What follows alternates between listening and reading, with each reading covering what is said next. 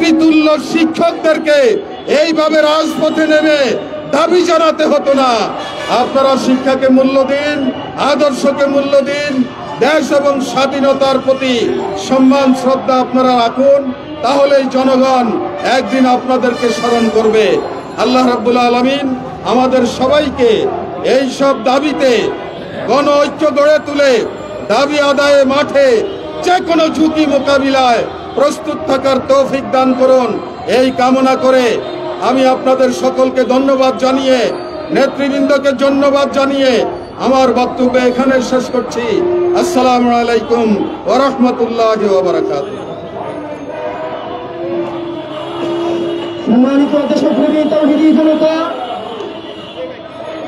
অনতিবিলম্বে শিক্ষক নিয়োগ বাতিলের দাবিতে, ধর্মীয় মূল্যবোধ পরিপন্থী সকল সিদ্ধান্ত বাতিলের দাবিতে এবং দেশের সকল প্রাথমিক বিদ্যালয়ে ধর্মীয় শিক্ষক নিয়োগের দাবিতে আয়োজিত আজকের মানববন্ধন কর্মসূচির পর্যায়ে সমাপনী বক্তব্য প্রদান করবেন ইসলামী আন্দোলন বাংলাদেশের মুহতারাম মহাসচিব শাইখুল হাদিস হাফেজ মাওলানা ইউনুস আহমদ।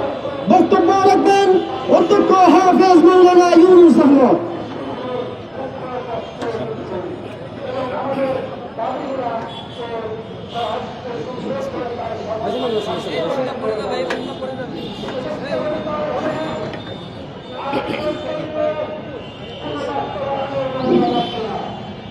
আসসালামু আলাইকুম ওয়া রাহমাতুল্লাহি ওয়া বারাকাতুহু।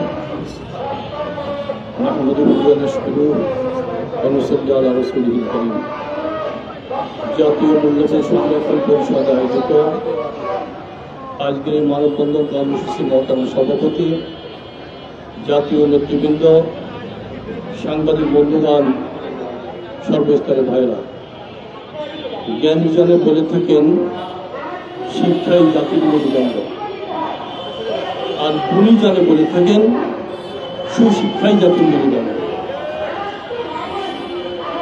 আমরা দেখতে পাই সুশিক্ষায় শিক্ষিত যারা, তাদের দ্বারা কোনো অপকর্ম হয় না, অন্যায় হয় না, খুন খারাপি হয় না, হয়রানি নির্যাতন হয় না, চাঁদাবাজি হয় না, ঘুষ এবং সুদের চর্চা হয় না, তারা সুন্দর একটা দেশ গড়তে সক্ষম হয়। আর কুশিক্ষার প্রভাব আপনারা দেখেছেন, যারা আজকে ধর্মীয় শিক্ষক চায় না, তাদের অবস্থা পর্যবেক্ষণ করে দেখবেন তারা নিজেরাই ধর্মীয় শিক্ষা থেকে বঞ্চিত। ধর্মীয় শিক্ষা থেকে বঞ্চিত হওয়ার কারণে প্রত্যেকটা সেক্টরে অন্যায় অপকর্ম চলমান। আপনি লক্ষ্য করেছেন, অফিসে যখন যাই ঘুষের কারবার ছাড়া চলে আসা যায় না। কারা ঘুষ খায় দেখবেন ধর্মীয় শিক্ষার অভাবে। রাস্তায় যখন চলি নিরাপত্তার আমরা অভাব বোধ করি। রাস্তায় মানুষ চলে দেখবেন সেখানে ছিনতাই হয়, ডাকাতি হয়, চাঁদাবাজি হয়, দেখবেন সব ধর্মীয় শিক্ষার অভাবে। অর্থাৎ সুশিক্ষার অভাবেই মানুষ কুশিক্ষার কারণে এমন এক চরিত্রের অধিকারী হয় যাদের দ্বারা মানুষ নিরাপত্তা পায় না, দেশের মানুষ নিরাপদ থাকতে পারে না। এর জন্য আমরা বলেছি সুশিক্ষার মাধ্যমে সুনাগরিক গড়ে তুলতে হবে। সুনাগরিক যদি গড়ে তোলা যায়, সুন্দর একটা বাংলাদেশ আমরা উপহার পাবো। ভাই, আপনারা লক্ষ্য করেছেন কুশিক্ষার মাধ্যমে কি হয়েছে?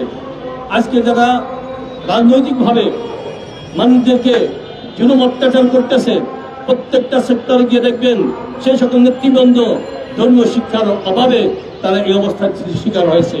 আমরা লক্ষ্য করেছি সুশিক্ষার মাধ্যমে যারা নিজেদেরকে গড়তে সক্ষম হয়েছে, তারা যেখানেই যাক সেই জায়গাটা আলোকিত হয়ে যায়। কেন? ইসলামের দ্বারাই মানুষ আলোকিত হয়। কোন ব্যক্তি যদি ইসলামী শিক্ষায় শিক্ষিত হয়, ব্যক্তি আলোকিত হয়। কোন পরিবারে যদি ইসলাম ঢুকে যায়, গোটা পরিবার আলোকিত হয়। কোন সমাজে ইসলাম যদি ঢুকে যায়, সমাজ আলোকিত হয়। কোন রাষ্ট্র যদি ইসলাম কায়েম হয়, রাষ্ট্রতে আলোকিত হয়ে যাবে। আমরা চাই দেশ থেকে আলোকিত দেশে পরিণত করতে। ভাইয়ের আমার, দেশে অশান্তি বিরাজ করছে, রাজনৈতিক অস্থিরতা বিরাজ করছে। অধিকাংশ রাজনৈতিক দল যেটা দেশের মানুষের কল্যাণে, জাতির কল্যাণে দাবি করছে, সেগুলো উপেক্ষিত হচ্ছে। আমরা বলেছি কি যে জাতীয় নির্বাচনের আগে গণভোট দিতে হবে। এখানে কোথায় সমস্যা আমরা তো দেখতে পাই না। যেখানে জাতির কল্যাণে কোনো দাবি করা হয়, সেখানে আপত্তি করা হয়। অর্থাৎ আপত্তি পরিষদ, আপত্তি সংস্থা তৈরি হয়েছে আমাদের দেশে। যেটাই ভালো হবে সেটা বিপরীত অবস্থান নেয়। আমরা চাই স্পষ্ট কথা, জাতীয় নির্বাচনের আগে গণভোট দিতে হবে। আর নির্বাচন সুস্থ করার জন্য লেভেল প্লেইং ফিল্ড তৈরি করতে হবে। আর যে গানের শিক্ষক নিয়োগের যে প্রজ্ঞাপন জারি করা হয়েছে অনতিবিলম্বে তা বাতিল ঘোষণা করতে হবে। আমরা ছোটবেলায় দেখেছি প্রত্যেকটা শিক্ষা প্রতিষ্ঠানে বিশেষ করে প্রাইমারিতে ধর্মীয় শিক্ষা থাকতো, এখন সব বাদ দেওয়া হয়েছে। ধর্মীয় শিক্ষাও বাদ দেওয়া হয়েছে, ধর্মীয় শিক্ষকও বাদ দেওয়া হয়েছে। যতদিন পর্যন্ত ধর্মীয় শিক্ষক নিয়োগ না দেওয়া হবে এবং দিনী ইলমের চর্চার সুযোগ না দেওয়া হবে ততদিন পর্যন্ত সুনাগরিক হওয়ার কোনো সম্ভাবনা আমরা দেখি না। এই জন্য আমরা দাবি করি শিশুবেলার থেকেই তারা ইলম শিক্ষা সুযোগ পায়। কেন? ইলম শিক্ষা করা ফরজ বলা হয়েছে। ফরজকে কর্তন করা হয়, হারামকে প্রতিষ্ঠা করার জন্য গানের শিক্ষক নিয়োগ দেওয়া হয়। শিক্ষার মাধ্যমে কি হয়? চরিত্র গঠন হয়। শিক্ষার মাধ্যমে ভদ্রতা শিক্ষা পায়। শিক্ষার মাধ্যমে শালীনতা তৈরি হয়। শিক্ষার মাধ্যমে সম্ভ্রম তৈরি হয়। আর কুশিক্ষার মাধ্যমে লজ্জা সম্ভ্রম দূর হয়, মানুষ হয়ে যায় কুচরিত্রের অধিকারী হয়ে যায়, তারা সন্ত্রাসী হয়ে যায়, তারা নৈরাজ্যকারী।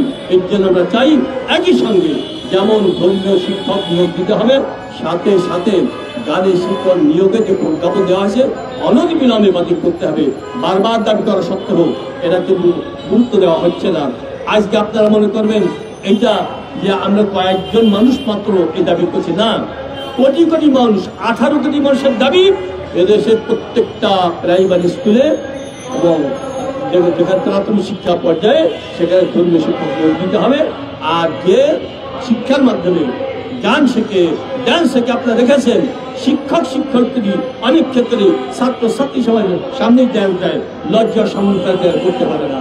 আবার ছাত্রছাত্রীরা শিক্ষার্থীদের সামনে ড্যান্স দেয়, এরা সম্ভ্রম থাকলে হতে পারে না। এর জন্য আমরা চাই সম্ভ্রম তৈরি হয়, শালীনতা তৈরি হয়, ভদ্রতা শিখতে পারে। আমার শিক্ষার কারণেই আমরা চাই ধর্মীয় শিক্ষক প্রত্যেকটা প্রাইমারি স্কুলে নিয়োগ দিতে হবে। আর গানের শিক্ষকের যে প্রজ্ঞাপন বাতিল করতে হবে। যদি না করা হয়, বারবার যদি বিভক্তিত হয়, আগামীতে সম্মিলিতভাবে সবাই মিলে আবার গণ আন্দোলন গড়ে তোলা হবে ইনশাল্লাহ। আমাদের দেশে বারবার গণ আন্দোলন সফল হচ্ছে, একের পর সফল হচ্ছে, এই আন্দোলন সফল হবে ইনশাল্লাহ। সবাইকে আহ্বান জানাচ্ছি আগামীতে দেশের কল্যাণে, জাতির কল্যাণে, মানুষের কল্যাণে আমরা যে দাবিগুলো পেশ করেছি এই দাবির সঙ্গে একাত্মতা ঘোষণা করে আপনারা আন্দোলন শুরু করবেন। আগামীতে দেখা হবে, কথা হবে ইনশাআল্লাহ। আল্লাহ পাক সবাইকে বড় করে দায়িত্ব দান করেন। আমিন।